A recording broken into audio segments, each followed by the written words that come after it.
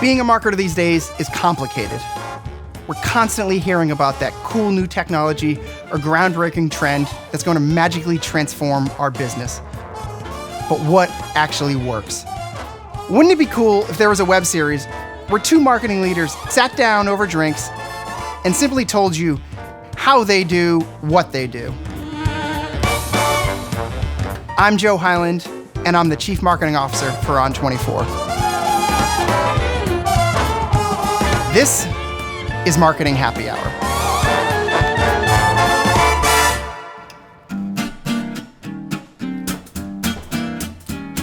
Anurag, thanks for coming in. Hi, Joe. Thanks for having me. Yeah, this is great. I've already got a drink, but Kevin can get you anything you want. You know, what are you thinking for tonight? Surprise me with something with whiskey. Awesome, perfect. I have just the cocktail for you. Be right back.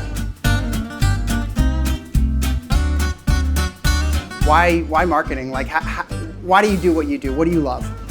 That's a big question. It Let's is. jump right into the big ones, right? Yeah.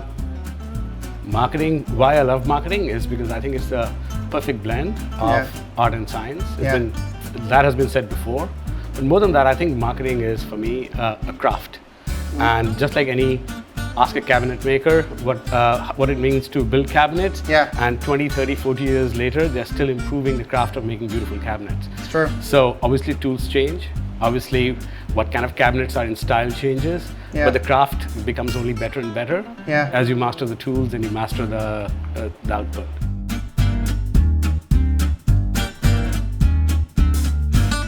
What's broken in marketing? It's a broad question, but I want to see what you have to say. Ooh.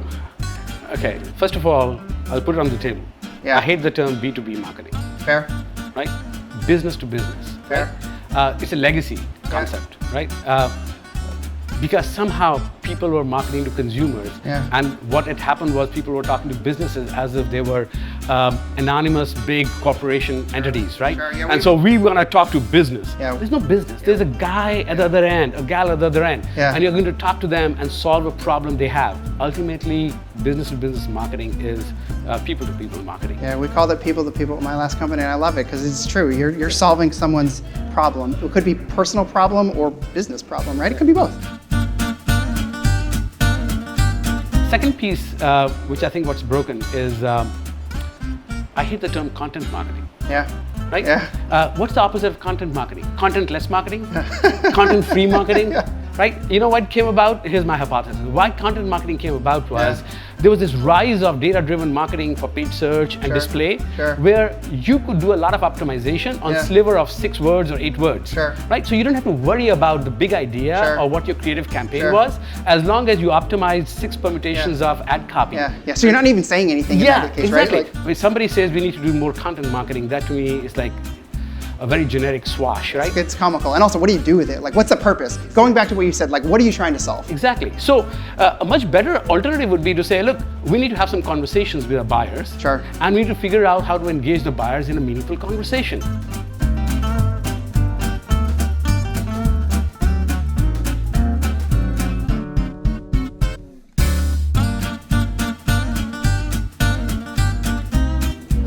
Here we have the tea clipper cocktail, a little Scotch cocktail for you. Please enjoy. Thank you. All right, cheers. Cheers. Shall we sit? Sure.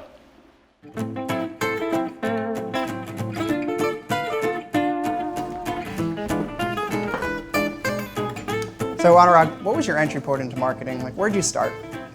I was very fortunate. I actually started out after a very brief experience in engineering. At a CPG company, P&G, and then subsequently Kraft. So Great breeding ground for marketing, by the way. I grew up learning more about the craft of consumer persuasion through all sorts of mass media and direct response media. What's interesting is that that focus of consumers and understanding the mental model of what is needed to persuade consumers is very deep understanding, right? Now, obviously, we have the benefit when we are doing consumer-driven businesses to be able to learn directly from the data. And I think, but starting with the consumer first and working backwards from the consumer needs is a very foundational, systemic training I think any marketer should aim to have along the way.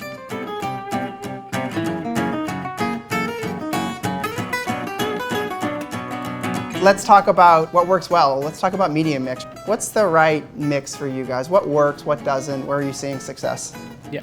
So I think, first of all, we have a pretty broad media mix and we test so many different pathways. Yeah. More interestingly, what we have discovered is that for category we are in, we are looking for awareness among only a handful of people. Sure. Right? So we are not a broad category. So I think what we have found is some of the breaking through to our audience is more important than a lukewarm, broad-based approach of high-level awareness because of the complexity of the category and how we need to break through. Let me give you an example of some of the tactics that are really crucial for us, right? Sure. So, for example, we've discovered that we've been testing webinars for a long time, right? So we know exactly the category and the kind of webinar topics that will engage our architects, right? So we do those in a highly curated way, and we test the topics, and we bring our best experts to that forum, and we have seen that to be very effective for us over long periods of time. Sure. Then you look at, for certain audiences, live webinars is not really important. We have been testing with recorded topics. Yeah, so something that's more on demand, right? They're at their fingertips when they want it. Exactly, right? So depending upon the audience, we change the tactics. Yeah. Give me your worst story. Like, where's something that you know, years later you look back and go, boy, did we screw that up? Many moons ago. Yes. We had an opportunity. I was working at a salad dressing brand to do an ad to persuade young people to try salad dressing and be based on freshness image. And I think we all came back with a harebrained idea around a rabbit that was serenading a young woman. We built the ad, ran it. Sounded like a great idea. Great idea. Lead balloon.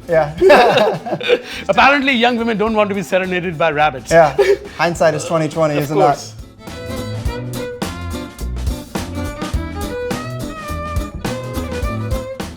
Where do you see things going in 5 or 10 years? What's different a decade from now than where we sit today? I think there is a healthy focus on engagement. Right?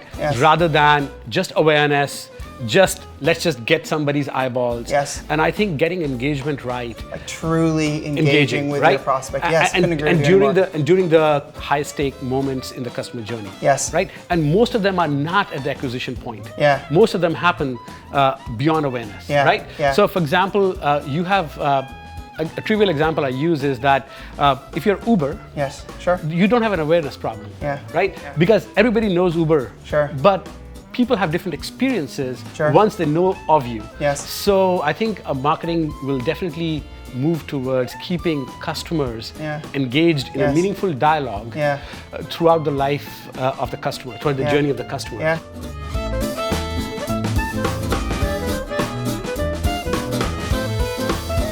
Well, listen, Anurag, thank you so much. I'm glad we sat down and had this discussion. Cheers. Thanks for having me. Yeah, absolutely.